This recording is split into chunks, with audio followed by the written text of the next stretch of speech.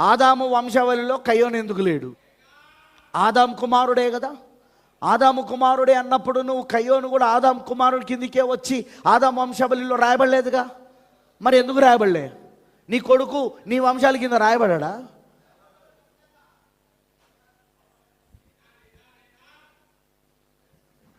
నీ కొడుకు పేరు రాసి కింద సనాఫ్ అని నీ పేరు రాయడా?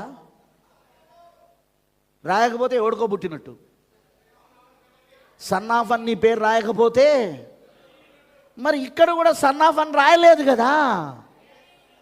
ఆదాము దేవుని కుమారుడు, మరి కయ్యోను దుష్టుని సంబంధం ఉంది బైబిల్లో. వాడు దుష్టుని సంబంధి అని ఉన్నది. వాని తండ్రి మొదటి నుండి వాడు అపరాధై ఉన్నాడు. వాడు అన్నాడా లేదా?